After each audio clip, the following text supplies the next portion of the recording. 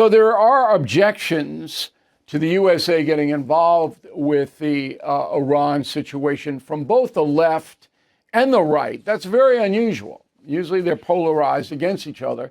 Here you got elements on both that don't want the United States to get involved with this. I mean, and that's the isolationist movement, which, is an interesting movement. We had the Libertarian Party chief on yesterday. I don't think he was very strong. I laid out a scenario of world disorder that would hurt every single American. He had no counter. But that's, he's entitled to his opinion. Okay, so there is a congressman in Ohio, Warren Davidson, strong Republican conservative. Here's what he says. Go. Look, Israel, they're our friends. We wish them success and safety. And frankly, we want to know that they're secure. But the United States, it isn't our war to fight or our war to fund. Israel has historically said, we've got this, and it looks like they do. Well, it is our war to fund, because if we didn't fund Israel, they'd be out of business and a lot of Jews would be dead, because that's what Iran wants to do, kill all the Jews. What doesn't Mr. Davidson understand about that? And then what doesn't he understand about if you have a terrorist state, and that's what Iran is, with a nuclear capacity, then you have disorder in the world.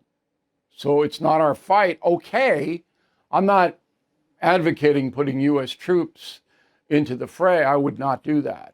Air power, we'll see, okay, but not yet. But to say, look, it's not our fight, come on. World disorder affects every single American. All right. Now, on the left, we have Ro Khanna, a guy I like. He's a congressman from California. He says, quote, "No war in Iran. It's time for every member to go on the record. Are you with the neocons who led us into Iraq, or do you stand with the American people?" Well, that's ridiculous. Number one, there is a war in Iran, Mr. Khanna. Might turn on your TV set and watch it. All right. And number two, it's not the neocons. It's the American people understanding that a terrorist state can't get a nuclear weapon. Trump's not a neocon. Trump doesn't want any of this. All right. He didn't want to put troops in there. He doesn't want to use American air power. He wants Israel to break the mullahs so they surrender. Now, last night, I was on Leland Veddert. Now, Veddert on NewsNation, he's bullish. He's a hawk. He wants to go in with American air power and knock the nukes out once and for all. I'm not there. Roll the tape. But what I'm trying to tell you is that there is a prong going in from the United States, not Israel. If Israel could kill him, they'd kill him and blow the whole place up. So people ought to know that. But from the United States, we can get what we want, regime change, destroy the nukes, without using American military. Yeah, I think you may be right about that. Now, there's a clock on it. There's a clock on it. There's also a clock on this segment, but I'm extending it because I want you to tell me what's going to happen in the next 24 hours when Trump comes back to Washington. Well, he's going to come back and they're going to evaluate what exactly the mullahs are offering through the third party. And that's exactly what happened. Okay, so then Donald Trump puts on social media that there's total disarray in Iran, which is true. And he's hoping that they'll surrender, okay, and that we won't need to use American air power at this point. Now, why am I reticent about doing that?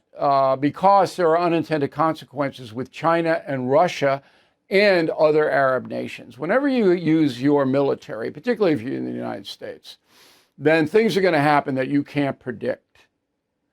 So if we don't have to use our military directly, if the mullahs are going to fall apart because of the Israeli bombardments and the action against them, then you let that play out a bit.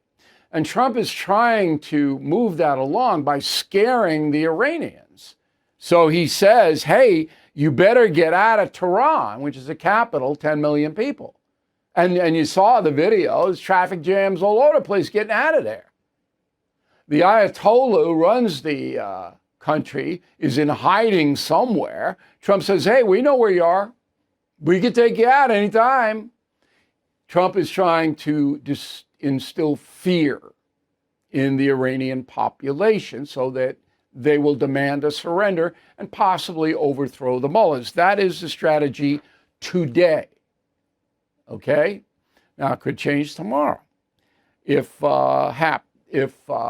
things happen that we can't anticipate.